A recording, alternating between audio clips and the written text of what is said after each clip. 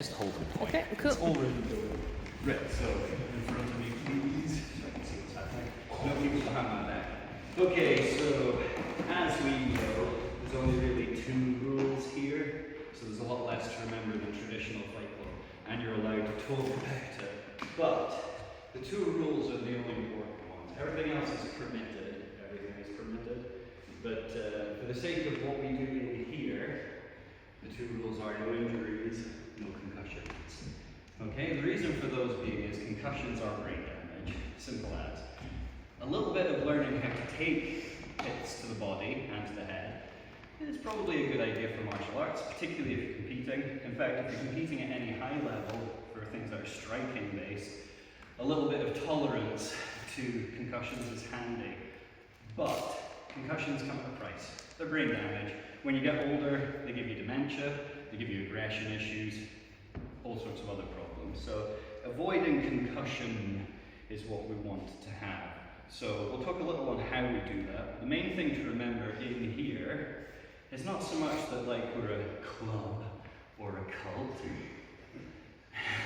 but we're allies in the sense that I'm not really competing with any of you guys. Like, I'm not competing to be better than any of you guys.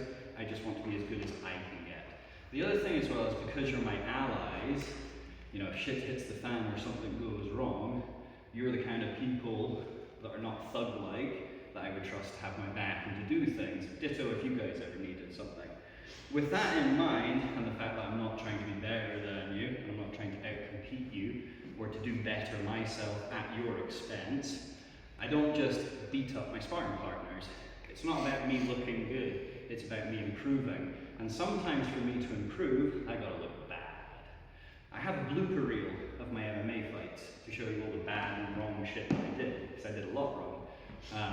So a lot of it was based on weight classes and other things like that were out of my control, but they're excuses. The main thing is, you have to make mistakes to learn. The other thing is you've got to be non-afraid of making mistakes. A lot of MMA clubs, Muay Thai clubs, etc., they spar hard. They have sore face Sundays. They have sessions where they hit each other quite hard in the head and they come away feeling concussed. This is not good because you don't learn very well that way. Your brain does not learn very well if it's being damaged.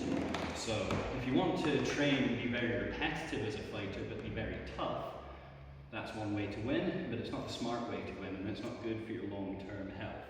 So if I'm not trying to concuss my partner, and I'm not really trying to win, and I'm trying to learn, I'm going to give them a chance to attack me.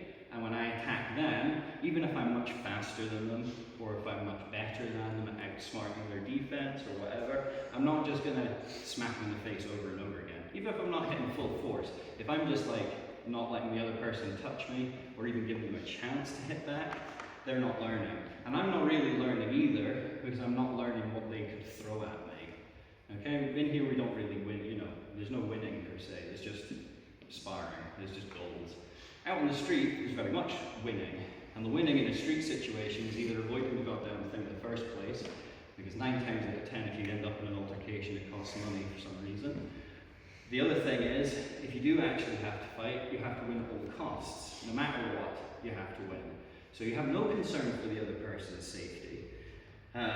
What I teach is not exactly brutal and disgusting for street fighting, it's actually quite considerate of the person that attacks you. We're not trying to knock people out and smash their heads off the floor, if we can help it.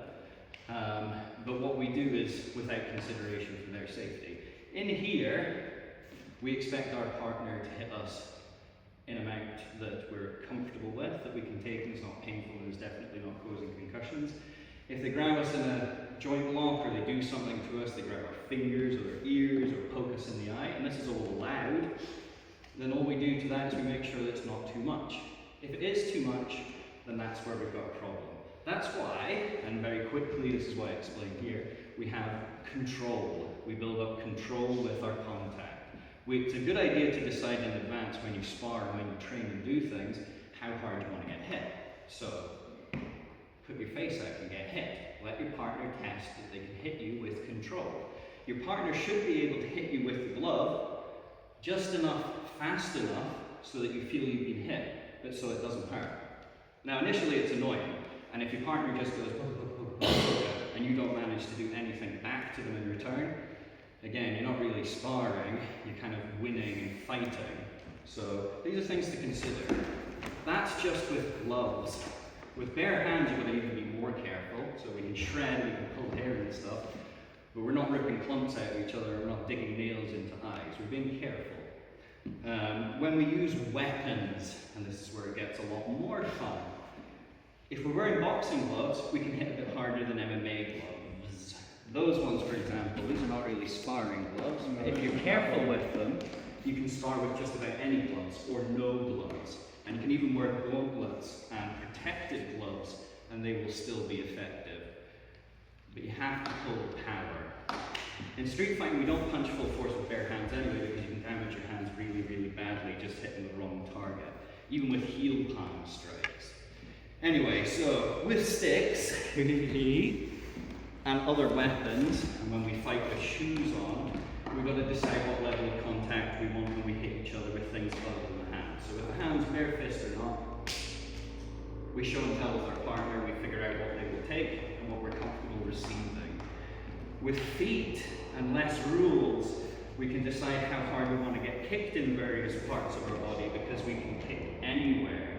Obviously, we don't want to get kicked in the groin, so we've got to be careful of that, and that's why we stay sideways on. With sticks and weapons and with knives, a lot of the times we are attacking the hands first, because they're the closest target, and this is our longest weapon. So we have to be really careful when we're attacking the hands and we're sparring with weapons, either these or knives. And with knives or other weapons, we're simulating an edge, so we can be cut rather than just hit. We need to show and tell with our partner to figure out what's acceptable, because even a light tap with one of these sticks can do damage to your hand. It means later on in the week, your right hand is sore, something's not working. So we need to be careful, and the other thing is we need to wear proper protection. The more we use weapons, the harder we go, the more protection we wear.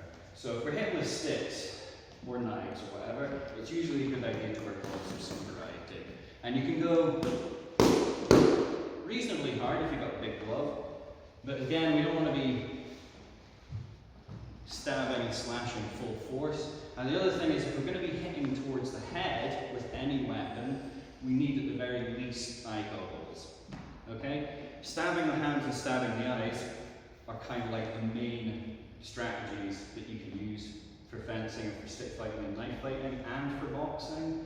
So to test how hard we can hit to these areas, we've got to wear appropriate gloves, and when we hit into the head, we either wear a head cage or goggles. Particularly for plastic knives, we can just get away with goggles. But again, if we're stabbing at the eyes, or if we're even hitting somebody in the head and they've got head protection, we're still not going full force. Okay, for the Dog Brothers martial arts, I have a lot of respect for what they do, because they do henna and they do fencing and various other things in MMA. My only problem is when they spar full contact, they're damaging each other for long term. You know, if we're hitting each other full force on the hands, even if we're wearing gloves, we're going to get broken hands. And broken hands later on in life lead to arthritis and other problems. Getting struck in the head, even if you're wearing a head cage. Boxing full force, even if you're wearing a head cage, will give you concussions. So we have to pull how hard we hit our opponents. That being said, and the fact that we don't really win sparring, we just learn, when we get our opponent into a position and we've really got them pinned and we're able to just go, yeah, we just show and tell. Same as if we get them in a good submission, we just show and tell. We can give our partner a stretch with an arm lock, we can tap them on the head, we can hit them a little bit harder for boxing in the body, but we're not aiming to do damage, because the people we fight against, we want them to improve too. If you guys get better at fighting, you present more of a challenge to me and everybody else in sparring, therefore I get better too. It's for selfish reasons. Obviously selfish reasons, I don't want to get injured and I want to keep doing this for as long as possible. If I keep you guys uninjured and you keep each other uninjured, we will all last a lot longer and learn a lot quicker. Okay, that is everything. Any questions? No. Hit each other first before you spar with various weapons, protection, etc. And that's it. Everything's proved. But no concussions, no injuries. Okay, right, that's enough. That's enough of that.